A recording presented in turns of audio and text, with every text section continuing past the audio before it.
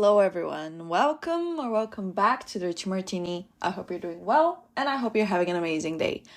I forgot to tell you this last week, and I know we're starting off strong, but I forgot to tell you that to wish you happy holidays if you celebrate Christmas or any other holidays. I forgot to wish you happy holidays because Christmas already passed by the time you hear this. So I hope you had a nice, warm, cozy Christmas and that was as stress free as possible. And I also want to acknowledge the fact that I recognize that it's maybe a hard time of the year for some of you. Some of you may not feel celebratory. For those of you who are celebrating Christmas, those you may not feel celebratory. You may be missing someone, you may be missing yourself, you may be lost in life or whatever it is. I know it may be hard, and I wish you a lot of strength in these days, despite Christmas already having passed when you hear this. So still, I wish you, even if you're not celebrating, a warm and homey week, a warm and homey feeling wherever you are, whatever you're doing, and just a proper send off to 2025. And it's so fucking crazy to me that the next time we hear from each other, it's going to be 2026. Where did the year go? But you know what? A New Year's episode is next week's problems. Now, today, we're focusing on something else. Because I wanted to reflect on something Christmas related, but not really Christmas related. So, for those of you who are like, oh, I'm so sick and tired of these Christmas holiday type shit, don't worry, it's not Christmas related at all. I'll just set the scene with Christmas stuff, and then the story itself is not holiday related at all. So I just wanted to say quickly that last week I complained about it having not snowed, and it did actually snow on Christmas. It only snowed on Christmas just a little bit, just enough, unlike last year when it was so extremely excessive to the point that we didn't have power for 7 days. Now it was perfect. It was just enough to have a white Christmas because I've not had the Christmas feeling at all this year. I did not feel celebratory at all because I've been so stressed and just so exhausted that I didn't really have the chance to comprehend that, hey, these are holidays. You should, rest and you should spend time with your family and you should do this and you should do that. I don't know. Like, also, the you should of Christmas can be very exhausting. So, yeah. Now it is the period between New Year's and Christmas, and I really need to get myself to study, but I am just crashing out because of exhaustion. And like I mentioned, I've struggled so hard with regulating my sleep ever since I came back. And I always, when I come back, actually, I come back here with the intention, oh, when I go to Bulgaria, I will not have to wake up at 7 a.m. and I'll be able to sleep. And 9 out of 10 times this ends up not happening because I'm out late or have to get up early, or I'm out late and have to get up early. And I fear again, the only way for me to fix my sleep schedule was another all nighter. And last week I was up until 5 a.m. doing SPSS tests and analyses, and I went down to pour myself a glass of water or whatever it was, or maybe I was just hungry because I had come back from a birthday dinner, but I had come back from that birthday dinner 7 hours prior. So at this point, I had already become hungry, and I go downstairs and I see my dad who's like watching TV or something because he also couldn't sleep. And it was kind of like that three Spider-Man meme where they're pointing at each other. That was us, literally. And he went to be like, oh my God, why are you not sleeping? It's 5 a.m. You should be resting. But then he realized that he's also up because he couldn't sleep. So, kind of, that was the counter argument. But Christmas, honestly, overall went fine. And while it was still a bit stressful, it was honestly less stressful than I imagined it would be, which, I mean, a win is a win. And the thing is, for me personally, is just that ever since I started buying presents for Christmas, and I love giving gifts. Don't get me wrong, gift giving is one of my top love languages. I hate receiving gifts.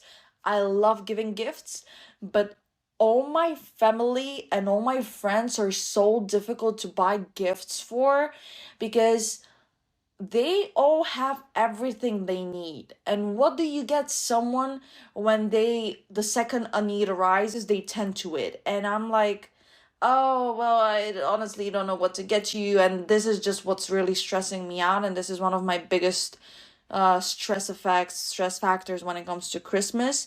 Because ever since I started buying gifts, and the thing is, I started buying gifts way before I started earning my own money, like properly. Not that I'm properly earning, but you know what I mean. Like, I would spend the savings I had gathered throughout the year from lunch money that my family gave me for school. I would spend that savings to just buy gifts that my family either didn't need or didn't want or didn't use, but I was like, oh, I need to get them something. And again, it's just so difficult. I just I find it so incredibly frustrating when, for example, I'm talking to my mom and I'm like, okay, so what do you want for Christmas? What is something you want and you need? And it's something that maybe you want and you wouldn't get for yourself. What is it? Please give me a hint, give me a clue. And do you know what she says? I want world peace. I want us all to be healthy. I want us all to be very big, happy, healthy, close family. And I'm like, ma'am, with all the respect, I wish I could provide you that. I wish I could grant you that. I can wish it on you. I cannot give you that for certainty. Do you also think I don't wish for world peace? Ma'am, I respect the intention, but like, tell me, a scarf, a sweater, or I don't know, a wallet or something. So this is genuinely something that stresses me out so incredibly much because I like the more I grow up, the more stressful it becomes. I feel like no one is putting that stress on me. I'm putting that stress on me, and also like there's this social expectation of gift giving. But it's just like to me that's honestly anti Christmas core, Christmas spirit, because Christmas, like many other holidays, but Christmas especially, has just shifted away from its core value to this materialistic consumerist holiday. And I feel like we are inching away every year further away from what it's truly supposed to symbolize. And it's not been as magical and as fun and ever since I started buying gifts. And it's more materialistic and tending to needs, or honestly, to be precise, creating needs to tend to. And to me, that completely shifted the meaning of Christmas. And every year I see it become more and more materialistic holiday. And it's just so heartbreaking because it's so straying away from its core meaning. And when I was a child, I used to love Christmas. And I don't mean that I hate Christmas now. It's just like when I was a child, because obviously I wasn't really aware of what it takes to create a Christmas the way Christmas was created for me. It wasn't really stressful. It was like, oh, I'm looking forward to it, and I'll go play in the snow, and I'll just like, I have a new toy. But no, that's like, I I don't know, it's just really, really not giving. And I think that we should kind of like, this is like such a groundbreaking thought. I know you've never thought of this before, but we should kind of stop. Like, this over consumerism is not cute, it's not sustainable. And all that money that is spent for the sake of spending money is unnecessary. And I think that that money is better well spent on, let's say, an experience, if you want to spend it on yourself, or to spend it with someone else, or just, I don't know, donate it to people in need. But like, I'm no one now to judge it, because I also went and like I saved money throughout the year to be able to buy gifts. So Christmas, kind of stressful, kind of honestly kind of happy that it's over. Maybe one day I will refind and reclaim the joy of Christmas, But for that, a mentality shift needs to happen. And maybe not on a global scale. Maybe it's sufficient for me to change my perception and to just start, well, with a change within me, and then, like, change the world or whatever. I don't know what the fuck I'm talking about. But what I wanted to say is that while I couldn't care less about receiving gifts, there's always this one gift I look forward to. This is the Christmas gift for me. It is a Christmas gift I receive every single year, and is the best Christmas present. And it's always the letter I write myself the Christmas before. And honestly, wait, let me preface this. As this is going to be a very personal episode. And this is going to be an episode that me prefacing the episode 10 minutes into it. You know what, guys, you know how, like, just sometimes podcasters are like talking already for 40 minutes, and they're like, okay, let's just get into it. So let's just get into it 10 minutes after me pressing record. But this is going to be a very relatable to me, relevant to me episode. I hope it gives you ideas of what to do as gifts or just as a memorabilia. But this is more a reflection for me that may inspire you or you may find interesting. But yeah, every single Christmas or Christmas Eve, I write myself a letter to open next Christmas. And the thing is, as I was growing up, I felt uncomfortable leaving behind the tradition of writing letters to Santa Claus, because that brought me so much joy as a child. Because the thing is, I'm a highly sentimental creature, and as a person, I'm by nature a creature of habit, but we'll get there.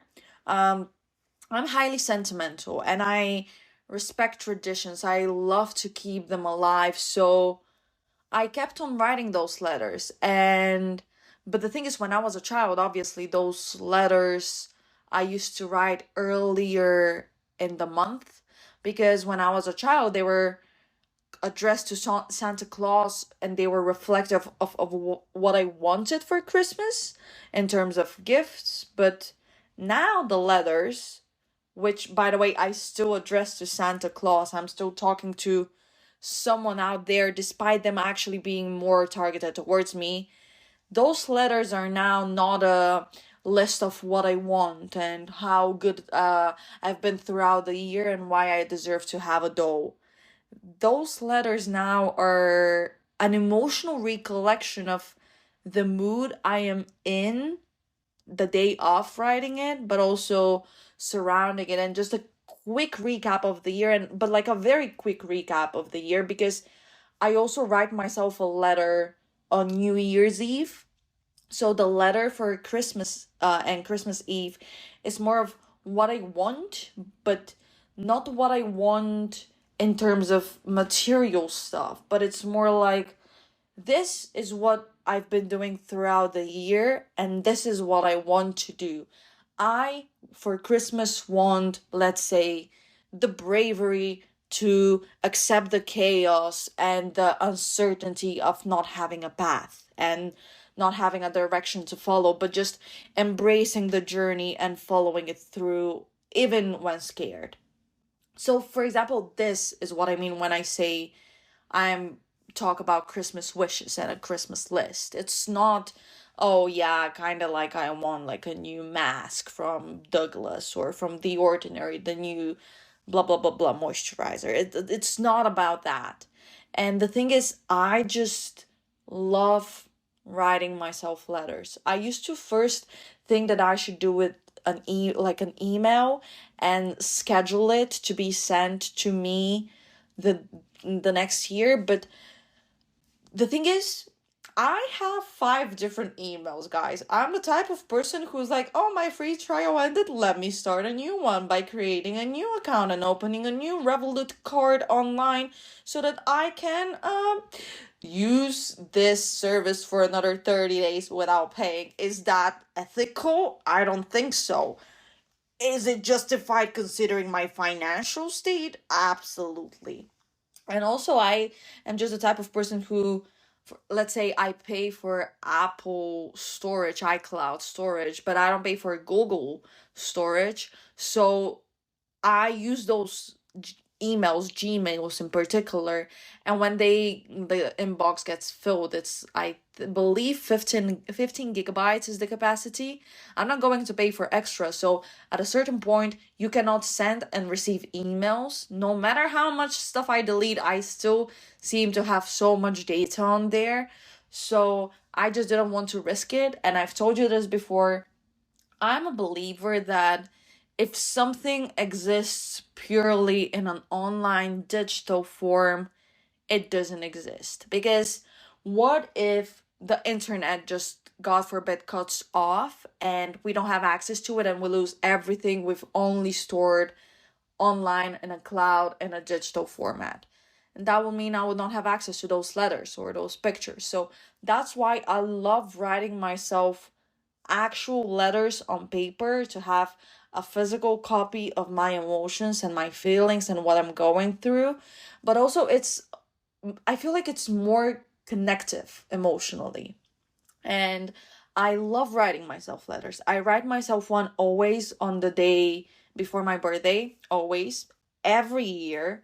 And I always address them for a year after. So if I write it the day before my birthday, I'm supposed to open it the day before my birthday the year after, or the day of my birthday the year after.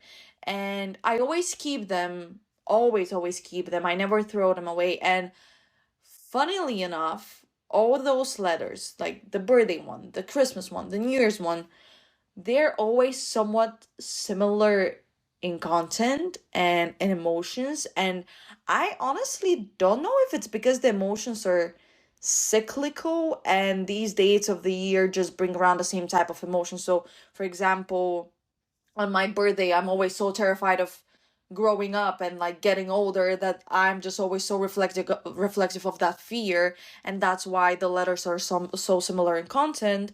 Or am I just emotionally stuck and constipated, and I don't know.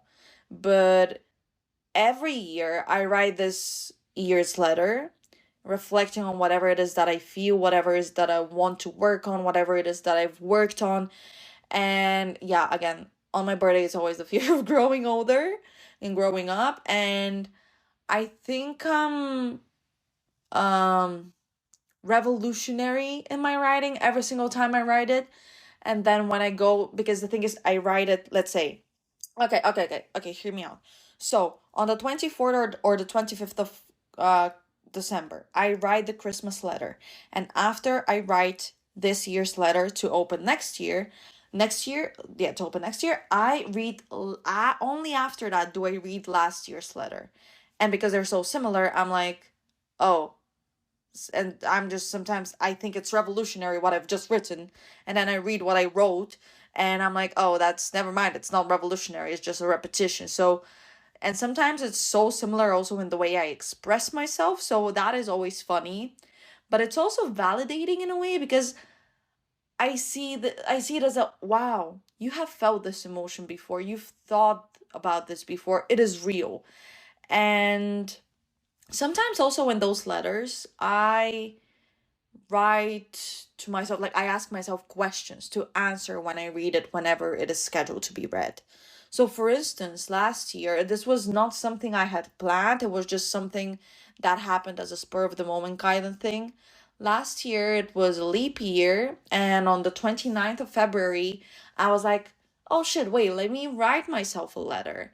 And I wrote myself a letter to read on the next 29th of February, which means that that letter is supposed to be read 4 years after that. I took a little sneak peek on Christmas. Don't blame me. I'm not going to tell you. I'm going to hopefully, hopefully Dirty Martini is still alive by then, and I'll be able to reflect on it here, because there are certain things that are reflective of like questions about the podcast and whether it exists and how it develops. So we'll see about that. But yeah, so for example, from the 29th of February to the 29th of February, that gives me 4 years of not encountering that day and the emotions that I presume are cyclical when it brings around to do whatever it is that I have to do. And then on the 29th of February 2028, I'll have the chance, if I'm, alive, hopefully, to come back to it and reflect and potentially have answers to those questions. Or maybe I don't have answers and maybe I have even more questions. But it's just so interesting to see, just to, in a way, connect to my past self, to my future self through my present self. But this letter, I swear, is the best gift I receive each year. And I know it may sound egoistical and selfish because it's a gift from me to me, but even if it's somewhat similar every year, it creates some sort of a continuation of my feelings, and it makes me connect to my previous self, but also to my current self as I reflect on the now. And I also set up the scene for my future self to connect with my past self and my current self. It's confusing. But the thing is, it's the best tradition. Well, second best tradition I've started. I'll tell you the first one in a minute.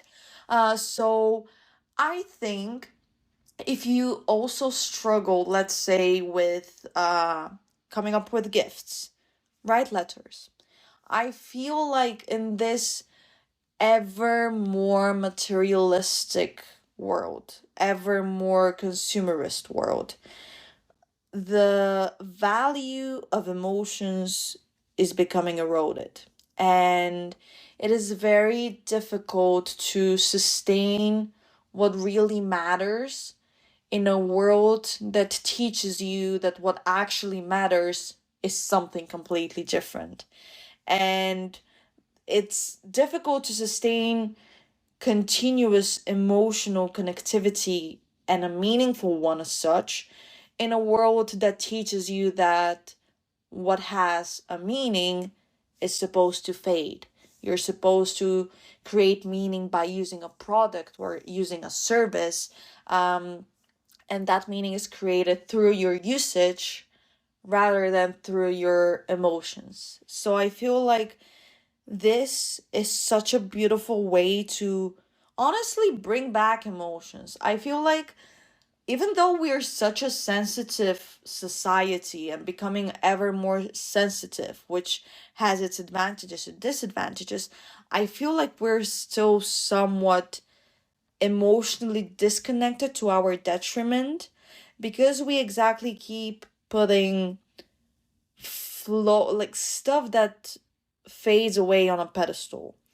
And I feel like if, let's say, for example, I was talking to someone who was a parent to someone who's going to be in the first grade, and they're like, I'm thinking about writing my child a letter to give them when they graduate. And I think why am I tearing up, for fuck's sake? These are the things that really matter, because this is the encapsulation of life. And for example, it encapsulates emotions that, even though I feel are cyclical, are so context dependent on space, time, who I am, what I've lived through that year, that day, that minute. And it's just such a beautiful time capsule of life. Because the thing is, those letters, they're for me. They're not going to matter to anyone else but me. And they're not meant to matter to anyone else but me. And because of them, I am able to commemorate emotions, experiences, holidays, feelings, and just life. Because life happens to us, at us, but we also happen to and at life. And all of this happening happens all at once and happens so fast. And it's constantly and continuously happening, and we have no time to stop and just think and feel and just appreciate what we've been through. And through those letters, I create markers of my year and by association of my life. And it's just a nice thing to just stop and reflect, because in our rushed everyday lives, we hardly ever get the chance to properly feel and properly reflect. And to me, let's say I'm 80 years old, I'm privileged enough to live to 80 years old, and I have those letters that I've been writing myself for, by that time, like almost 60 something years. That's what's going to matter to me, not the moisturizer I got for Christmas and I used up. And sure, that moisturizer is utilitarian to me, it serves a purpose, but the other one is what really matters and what really stays. And yeah, but can you guys hear my dogs? My dogs are going wild right now. I wonder what's going on. Is a cat passing by? Did someone come home? Keine Ahnung. Wait, let me just check on them for a second. Give me a sec. Well, if you hear them, you're welcome. But anyway, so apart from me writing the letters, I want to reflect on the best decision I've ever made. It's related to the letters in a way. It's, you know how I mentioned that letter writing is the second best habit I've created and sustained?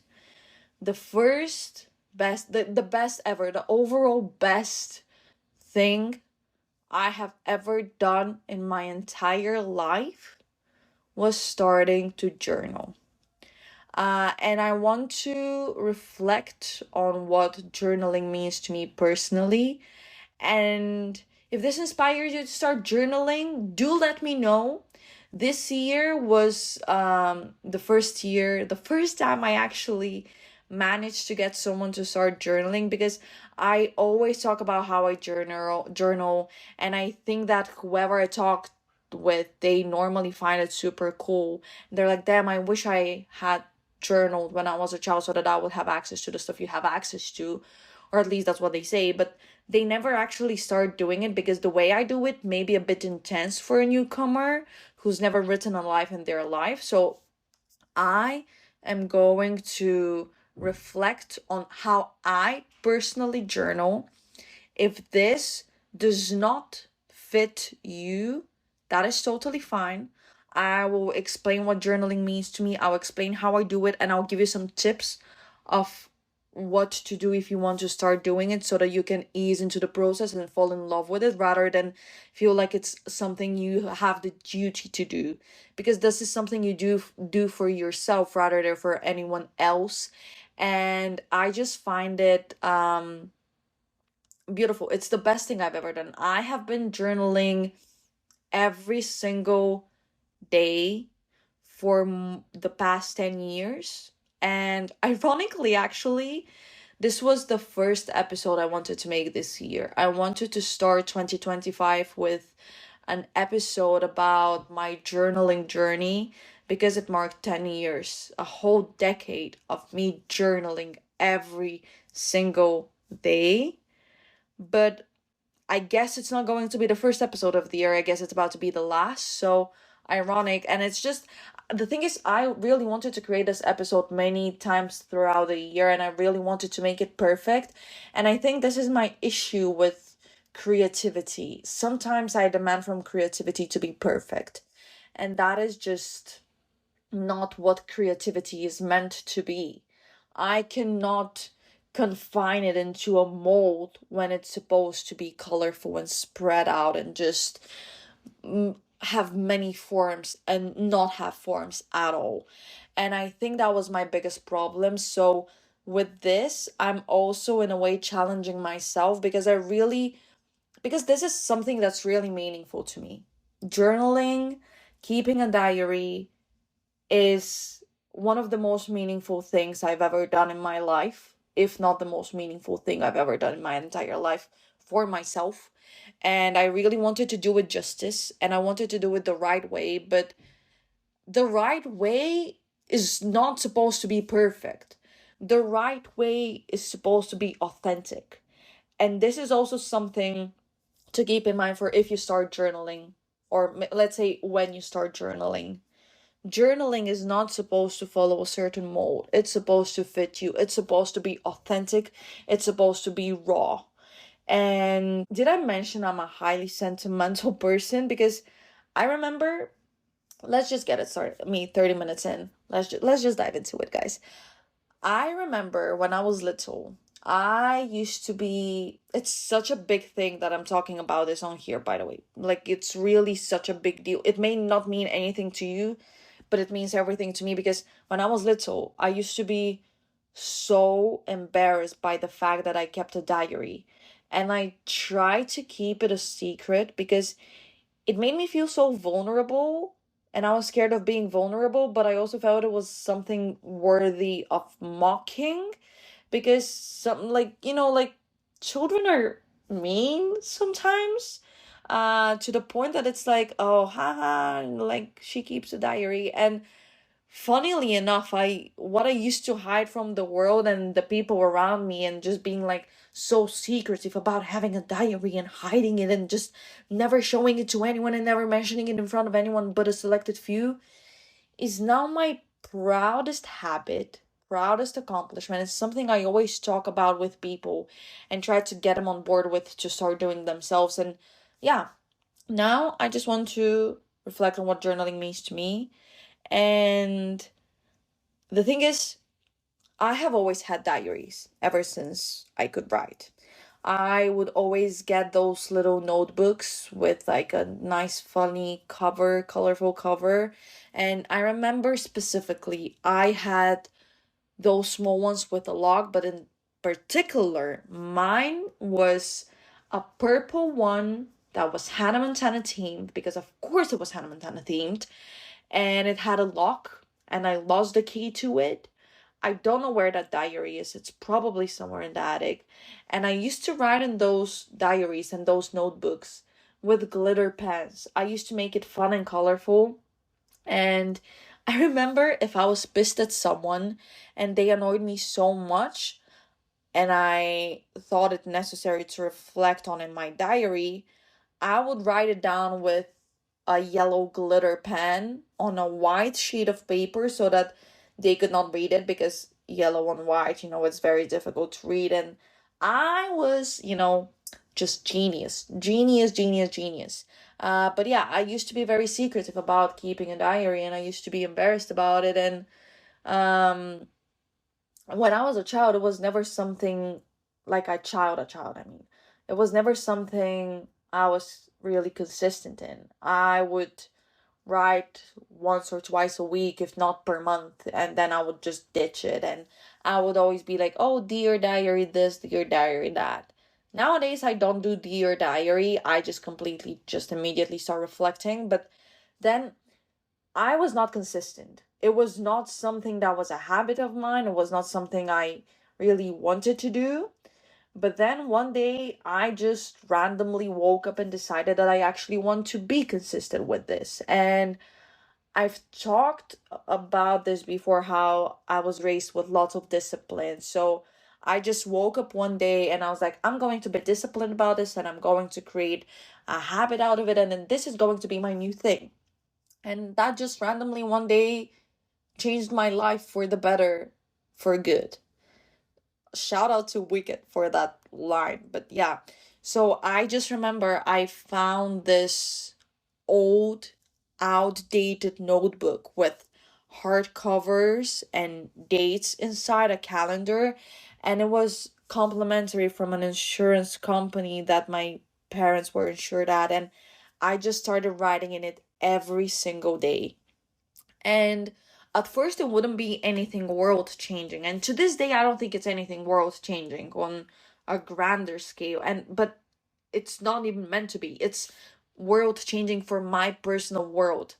And I remember when I was little, I would, for example, reflect on, oh, how this new show on Disney Channel called Shake It Up is about to premiere, and how I'm excited to see the colorful outfits and dance moves of Cece and Rocky, and how I would get up early to watch it on a Saturday, and then they would repeat the on a Saturday at 9, and then they would repeat the episodes at 2 or at 4 or something like this. I'd reflect on what I ate throughout the day, and it's just not, like that type of things that I thought were important to me at that point.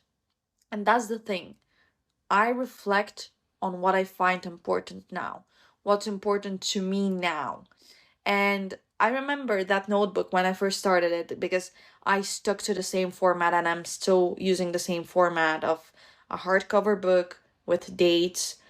And I remember when I first started that notebook, on weekdays, the sheets, they're all the same size, but for a weekday you get a full sheet, but you also get a full sheet for both Saturday and Sunday. Like, it's a single sheet for Saturday and Sunday. So I remember, for example, on a weekday when nothing really happened, I would write with massive letters simply to fill out the page. And sometimes it would be a single sentence with a single letter being 3 rows. But sometimes I would have to glue on additional sheets of paper if I had that much to say. It's all about making it fit you and your needs. And it being a dated notebook really helped me stay consistent, and having a specific predetermined space for a single date really made me just, I started conforming and adjusting myself to that format in a way. And having it dated helped me stay consistent, and in a way pressured me, but pressured me in a good way, to stick to it every single day and build a habit out of it, because I just hated seeing a blank page. Is that OCD? I don't think so. I don't know.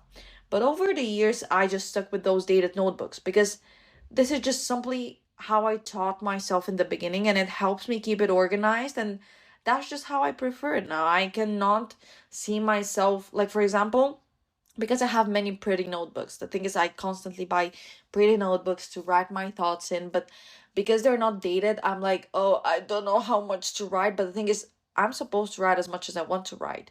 And when it's not dated, I just can write 5 pages in a single day and on a single topic about a single question.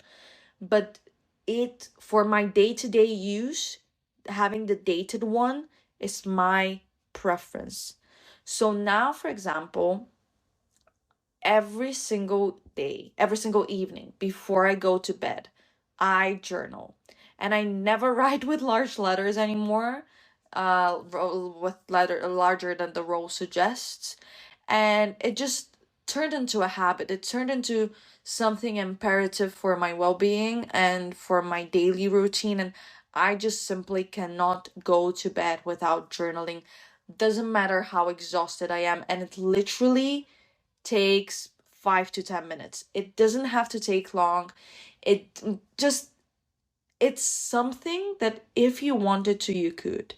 And I remember, for example, when I was in the hospital once, or when I was at competitions, trampoline competitions, I would be too scared to bring my diary with me. And so I would just write stuff on random sheets of paper that I had brought. Or if later in the years I had a phone with myself, I would just type them to myself on Messenger, the Facebook Messenger, and then would print them and glue them on. I just simply cannot go to bed without journaling. That's, for me, that symbolizes the end of the day and the beginning of the rest of my sleep cycle. It's a habit, it's a routine, and it's imperative for me to conclude the day. And I'm so happy I did it, because you know how sometimes you sit and think, and you're like, "Oh, damn, I really wonder what I thought about when I was little." I have that. I don't have to wonder. I have access to it. I basically have access to all my thought processes from before I was a teenager, if not even longer. And this is my most prized possession. And every single time I am on a flight, it is my diary is in my in cabin luggage. And when I experience turbulence, I'm always like, shit, if we go into an emergency situation, I need to figure out a way to save my diary, because you're supposed to leave all your luggage on board, but I need to save my diary. And there's nothing I value the way I value my diaries. And here's the thing, that's the interesting thing. I never read them. I just don't. They're there, I write, they serve their purpose. My diaries are not meant for me to read, or for anyone else for that matter. I they are meant for me to write, not to read. They're meant for me to express, to feel. And I mean sometimes I do go through them looking for a specific date, but I never sit and read my diary from cover to cover. For instance, for example, I looked up my entry from the day I moved to the Netherlands, and I was like, I wonder what that day was like, because sometimes you may have noticed, I'm a very emotional person, and sometimes I become so overwhelmed by emotion that my mind just completely shuts off, and when I'm so overwhelmed by emotion, I don't remember shit. So through reading those diary entries, I get access to all my thoughts and feelings, and it's basically like a museum of me, made by me, curated by me. And it doesn't mean anything to anyone but me. And isn't supposed to be any other way. And I get to see what I thought was important, which for me is one of the most mind-bending stuff ever, because I read if something was occupying my brain capacity so much that I thought it worthy of writing down and taking up mental space, so much that I decided to write down, that means that it was important to me at that point. But a lot of those stuff I don't remember devoting that much time to, and it's just so helpful for me to put things into perspective, because some of those things, not only do I not remember putting that much time and effort into, some of those things I don't even remember, period. But they apparently were so crucial to me back then when I was going through them, and I spent so much energy, for example, being mad about something that doesn't even matter now. So it's just a lesson when I read those. It's just a lesson about what we really spent our energy on. Because something I thought was the end of the world, I need to read about to remember. And journaling, keeping a diary every single day, it has aided my continuous relationship with myself immensely. It's humanized me in front of me. And the good thing, well, one of the many good things that journaling has brought to me, and about diaries, is that when you reflect on your emotions, you don't need to justify, and you don't need to provide context. I When I'm writing, I know how I feel. I know why I feel the way I feel. If sometimes I don't, but like, and I'm trying to figure it out. I know the context, and I know myself, and I don't need to justify this emotion.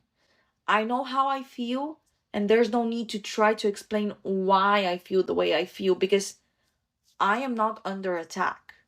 Because when you're telling the story to someone else, when you're sharing it, let's say with a family member or a friend or a stranger, even, you need to provide context. You need to explain why you felt that way, why someone's reaction hurt you, why that specific person's reaction. Like, what about that person? What about your relationship to that person? But when you write it down, when I write someone's name down, explaining how they made me feel, I don't need to provide all that context, because by seeing the name, I know what that person means to me.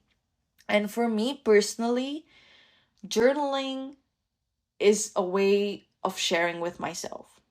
And it's been there for me as always, but especially in moments of pure loneliness and having nobody to turn to, it's been my saving grace. It's been my lifeline. And it's sharing with myself. And I don't mean to toot my own horn, but I would like to believe that I'm good at giving advice. And I would like to consider myself, this is going to sound cocky, I would like to consider myself an emotionally rich and an emotionally intelligent person.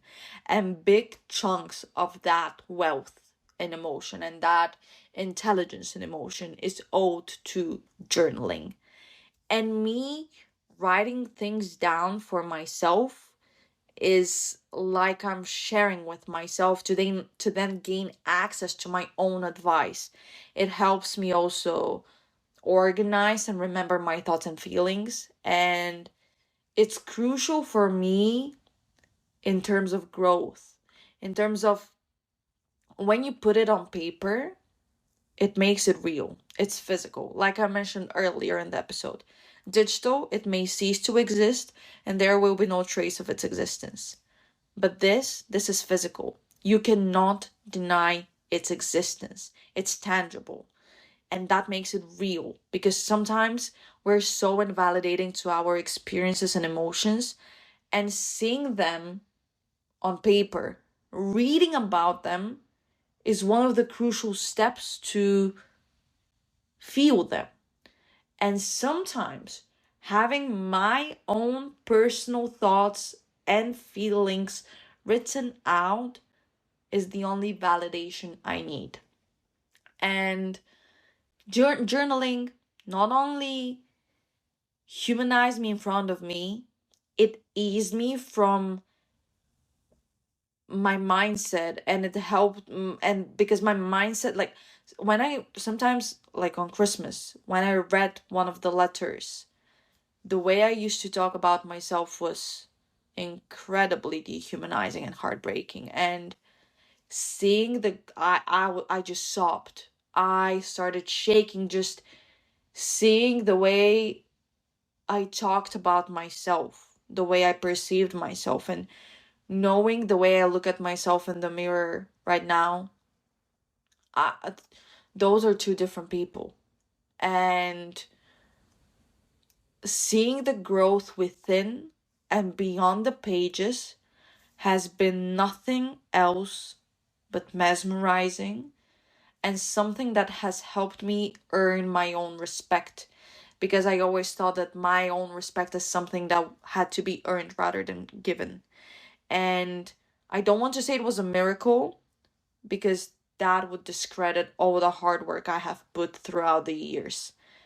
And I have struggled so much, and sometimes I still struggle with seeing myself as an emotional burden, an overall burden. And I hate nothing more than feeling myself as a burden.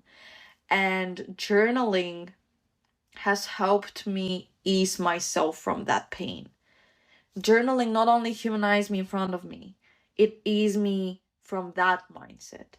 And it helped me forgive myself and find compassion towards myself for what I have been through. And I see how much of the pain was imposed, but also how much of that pain was self inflicted. And reading it helps me relive and relieve those emotions, because I can genuinely put myself in my own shoes that I have outgrown. And sometimes it's like decluttering, like you keep shoes that you've outgrown, but you're like, oh, they used to mean so much more to me. Sometimes you need to throw away those shoes, or you need to donate them to someone. And this is just helping me let stuff go. And again, I'm a highly sentimental person, and just seeing this all laid out is, it's basically like an autobiography. And it's beautiful and it's so meaningful to me. And I can imagine when I'm old, if I'm lucky enough to be old, but I mean old, if I get the privilege to be old, I will read them and relive memories I had forgotten. And honestly, what it also does, it helps me romanticize every single day. It helps me evaluate every single thing I do and every single thing I feel. And it helps me feel everything I feel. And I know this can sound overwhelming, and it can be, but I have found peace in it. And I think this is because I'm using it as a way to be grateful and be mindful of my existence. Because in our everyday life, we're very rushed, we're very overwhelmed, we're constantly like have to go somewhere, have to tend to something. We tend to take the day, we tend to take the everyday mundane things for granted. So, me having to find something worth writing about every single day makes me make things meaningful. It makes me romanticize them. And I know that my life shouldn't have to be necessarily meaningful to be writable. For example, some days I write down that I took out the trash, and some other days I write about my pains and my sorrow and how my soul is breaking. Your diary doesn't have to have a genre. It doesn't have to have a topic. The topic of your diary is your life, with all the mundane, with all the existential, with all the spiritual, with all the everyday, because it is all you. You are a multifaceted being, and so is your life. So don't pressure yourself into writing a manifesto or writing a masterpiece. It's not going to be published. It's it's for you. It's not going to mean anything to others, but it's going to mean everything to you. And to me, because as I write it down, I validate its existence. It's helped me identify and deal with problems. And so, for example, my friend who I got into journaling this year, he also says that he sleeps way better because it's been helping him with his overthinking and ruminating before he goes to bed. And because you write things down, and if you don't write them down, you just constantly keep thinking about this chaos in your head and this emotional web that you're and this map that you're trying to navigate without a compass sometimes. And as you write it down, it's real, you know it's there, you feel physical relief, and you just don't carry it with yourself the way you would if you didn't write it down. And you can actually rest. You can more easily compartmentalize if necessary, because sometimes also you don't really have anyone to share with. And but sharing is imperative so that we don't honestly explode. And that's a nice way to do it, because again, once written down, once it has a physical manifestation, you can no longer invalidate or argue its existence. And even like honestly, if you are scared of writing stuff down and having them in physical form, write it down and destroy it. Burn it. Shred it to pieces. Draw all over it. Black it out. White it out. I don't give a shit what you do. Write it down initially. And that friend, for example, now sometimes leaves places earlier to carve out a time to journal, if not every day, every other day. And he doesn't do it every day. That's the key. You need to find a way that suits you. I know that mine is very hardcore, but keep in mind that this is a habit I've been developing for more than a decade. So I have had a big chunk of time to adjust and readjust it to my liking. And journaling is the best decision the best thing I've ever started doing. And I hope I never stop doing it. And I hope I have a whole library of diaries. And I just love capturing my life. And for example, through journaling, through every single day, I record a 1 second video. And at the end of the year, I compile it and I have basically like a trailer to my year. So this is the visual aspect. But I also podcast now. So I have the audio aspect. I love capturing my life because my life means nothing to others, but it's everything I have. And capturing it, having the opportunity to go back and feel what I felt, experience what I experienced, live through what I lived through, that is a privilege. And that is a privilege I granted myself. And that is something I wish upon everyone. I recommend journaling to everyone. And there isn't a right way to do it. Some people use prompts. Some people just tell stories. Some use bullet points. There is no right format. There's no ultimate format.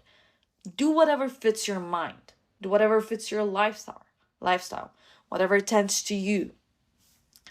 And for example, as I write down, I write with pen, write with paper, write with paint, type it on your phone, do voice memos if it's overwhelming. My honestly biggest advice when you're starting out with journaling is, because I know myself and I know how pressure works on me, and I know that pressure for me, while stressful, it is motivating. That is not the same for everyone. Everybody works differently under the same circumstances. So if you think that you need to fall in love with this isn't something that you would have to do. This is something that you want to do. And basically, to prevent this overwhelming sensation that will put you off from writing, keeping a journal every single day, start small. Take a single sheet of paper, write bullet points, write keywords, write the date, don't write the date, whatever fits you. Take a video, write a message to yourself on WhatsApp or Messenger on Instagram or whatever it is. Create a Finsta account, which is like a fake Instagram account, private one. Share it with someone, don't share it with someone. Post pictures there, post stories. Just capture your life, because this is everything you have. And I feel like this, if you feel like you're floating through life, like you're just existing, this will help you ground yourself and just connect with yourself in ways that you did not think were possible. It's about building a habit. It's about making it your own. And my biggest advice, biggest advice, I have many, but this is the one I'm going to share now because this is the only one I can think of in the moment. But I do have many. Don't lie in your diary. You have no one to impress. If you lie in your diary, you're only lying to yourself.